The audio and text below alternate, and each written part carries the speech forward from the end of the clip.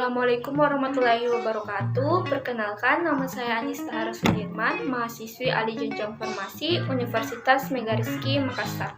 Kali ini saya akan membawakan materi dari salah satu mata kuliah, yaitu Kimia Klinik yang dibawakan oleh Ibu Apoteker Nur Hikmah Awaludin MSI.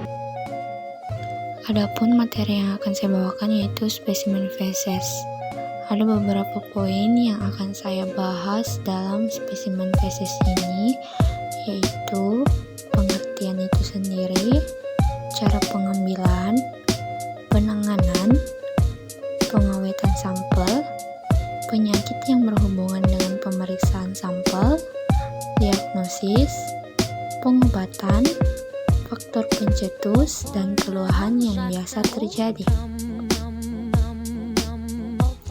Sebelum melangkah lebih jauh, yang pertama-tama harus kita ketahui adalah pengertian dari spesimen feses, di mana di sini saya membagi menjadi dua pengertian, yaitu pengertian spesimen dan pengertian feses. Yang pertama, spesimen. Spesimen memiliki arti bagian dari kelompok atau bagian dari keseluruhan. Kata ini juga bersinonim dengan kata sampel. Dalam hal ini, spesimen adalah bagian dari tubuh yang digunakan untuk pemeriksaan laboratorium untuk mengetahui apakah terdapat gangguan atau penyakit di dalam tubuh. Yang kedua adalah feses, di mana feses adalah produk limbah akhir yang dihasilkan oleh sistem pencernaan atau biasa disebut dengan tinja, yaitu hasil ekskresi atau hasil buangan sisa-sisa makanan dari saluran pencernaan yang dikeluarkan melalui anus. Jadi, secara keseluruhan, spesimen feses adalah spesimen bagian dari tubuh yang merupakan feses atau tinja yang bisa digunakan untuk pemeriksaan di dalam laboratorium untuk mengecek apakah ada gangguan atau penyakit di dalam tubuh kita. Nah, itulah gunanya pemeriksaan spesimen feses.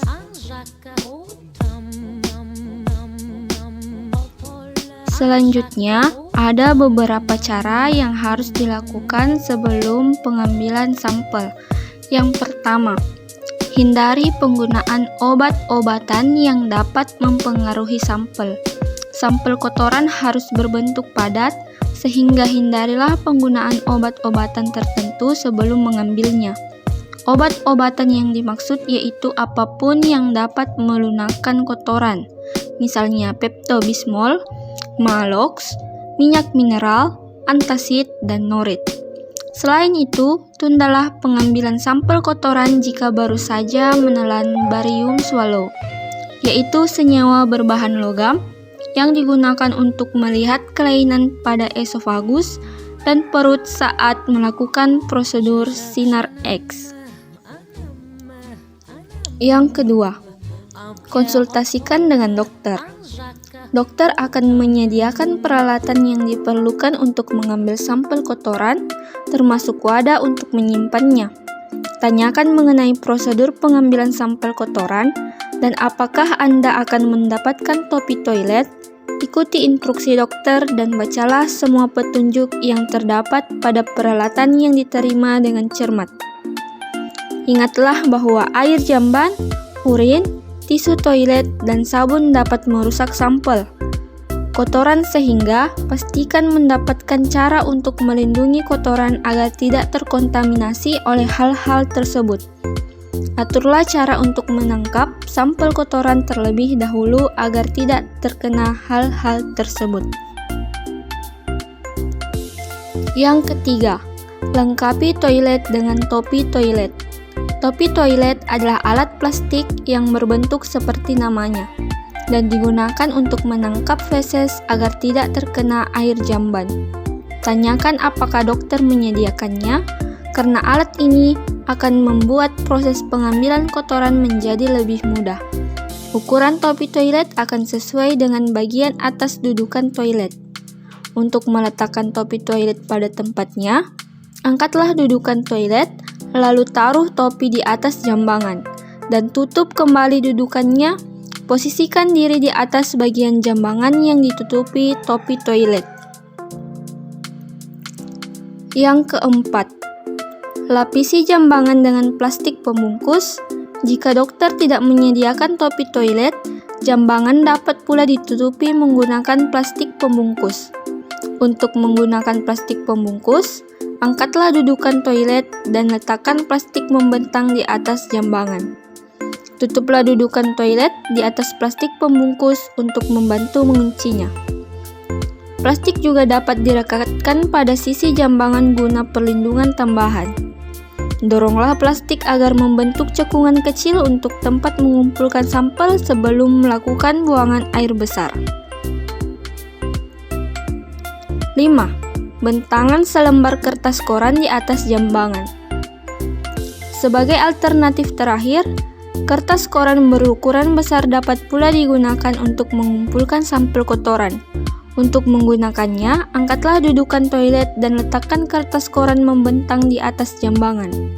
Kemudian, tutup kembali dudukan toilet untuk menguncinya. Koran juga dapat direkatkan pada sisi jambangan agar tidak bergeser dari tempatnya. Selain itu, doronglah bagian tengah koran ke bawah guna membuat tempat untuk mengumpulkan sampel.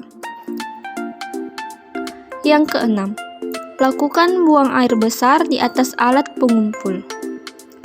Pastikan untuk buang air kecil terlebih dahulu sehingga sampel tidak terkontaminasi. Tutupi toilet dengan plastik atau topi toilet baik di rumah maupun di tempat praktik dokter. Teliti apakah semua sampel telah terkumpul dan tidak terkena air jamban. Itulah tadi beberapa hal yang harus diperhatikan sebelum pengambilan sampel.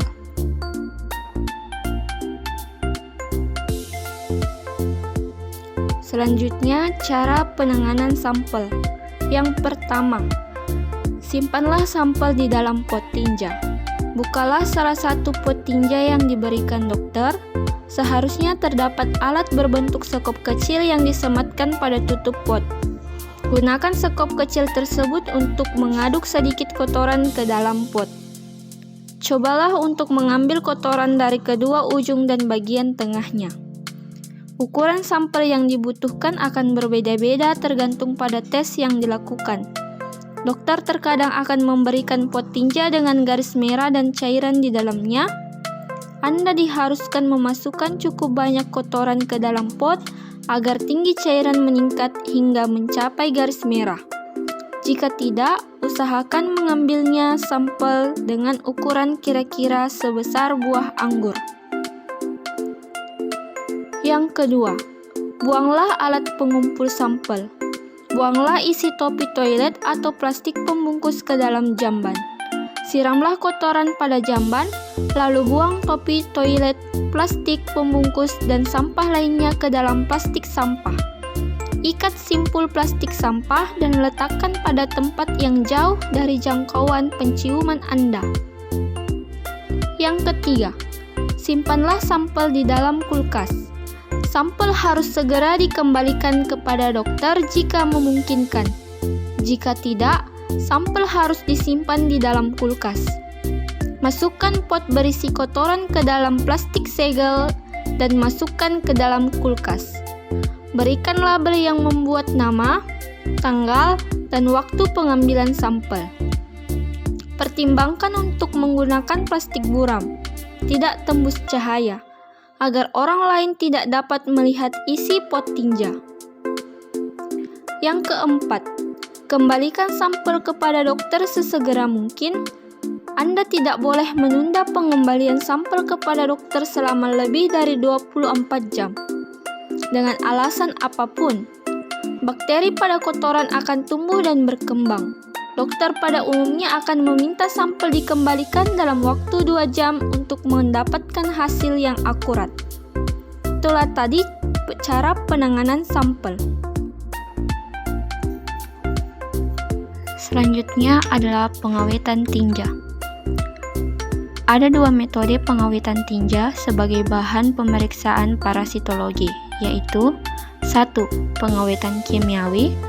Ada 3 teknik pengawetan yang sering digunakan: pengawet formalin 5% atau 10%, pengawet MIF, mertiolet, iodin formaldehid atau formalin, pengawet PVA, polivinyl alkohol. Yang kedua, pada pengawetan metode ini, tinja diawetkan dalam lemari es dengan suhu 2-6 derajat Celcius. Bentuk telur, tempayak, dan kista dapat bertahan, tetapi bentuk tropozoid akan rusak dengan pendinginan.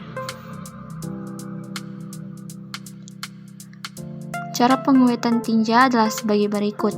Yang pertama, pembuatan larutan PVA. Tambahkan 10 gram bubuk PVA ke dalam campuran 62,5 ml etil alkohol 95% dengan 125 ml larutan merkuri klorida dan 10 ml asam cuka glasial dan 3 ml gliserin.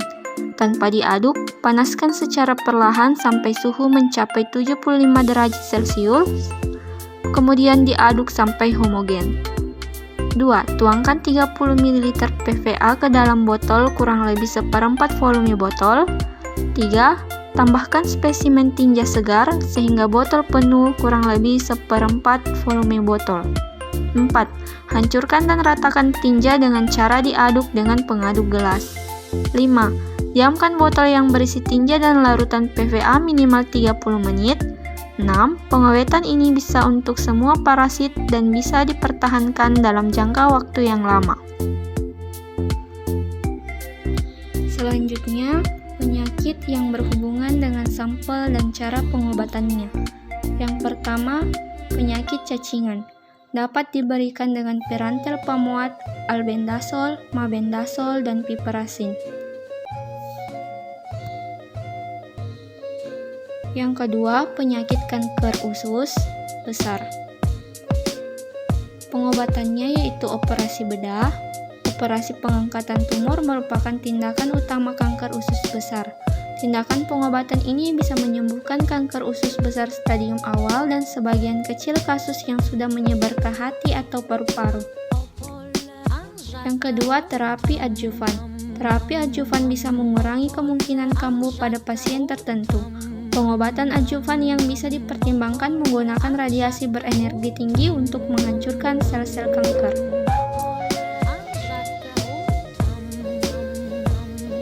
Selanjutnya, diare. Dasar pengobatan diare. 1. Pemberian cairan. Jenis cairan, cara memberikan cairan, jumlah pemberiannya, yaitu cairan peroral seperti NaCl dan NaHCO3, KCl, dan glukosa. Yang kedua, cairan parental seperti cairan Ranger laktat. Yang ketiga, pemberian cairan pasien malnutrisi energi protein MEP tipe marasmik. Dietetik, cara pemberian makanan, obat-obatan, terapi farmakologi seperti antibiotik, obat antipiretik, preparat salisilat seperti asetosal, aspirin, dan pemberian zinc. Selanjutnya, gangguan hati. Pertama, obat untuk hepatitis seperti lamivudin, interferon alfa, ribavirin dengan interferon. Yang kedua, obat untuk komplikasi sirosis hati. Asites, obatnya spironolakton, furosemid, bumetamid, amilorid, dan metolason. Ensefalopati hati, obatnya laktulose, metronidazol, dan neomycin. Peritonitis bakterial spontan, obatnya ampicillin, cefotaxime, dan ceftriaxone. Obat-obat yang memperbaiki aliran darah adalah pentosifilin. Obat untuk abses hati seperti kanamycin, gentamicin, dan metronidazol.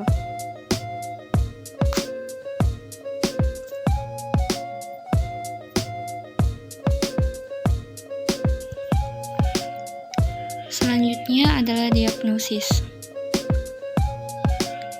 Maskropis apabila berbentuk butir, kecil, keras, warna tua, penyebabnya adalah konstipasi. Catatan, pada keadaan usus besar yang sensitif, keadaan dapat diselingi diare yang cair atau berlendir. Yang kedua, volume besar, berbau, dan mengembang. Penyebab, malabsorpsi zat lemak atau protein. Catatan, ekskresi lemak 6 gram per hari merupakan hal yang abnormal. Mungkin terdapat pada penyakit usus halus, primer, fibrosis, kistik, pankreatitis, sindroma, postgastrektomi, penyumbatan saluran empedu. Yang ketiga, rapuh dengan lendir tanpa darah.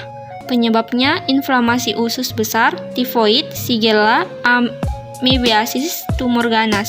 Catatan, dehidrasi, gangguan keseimbangan elektrolit.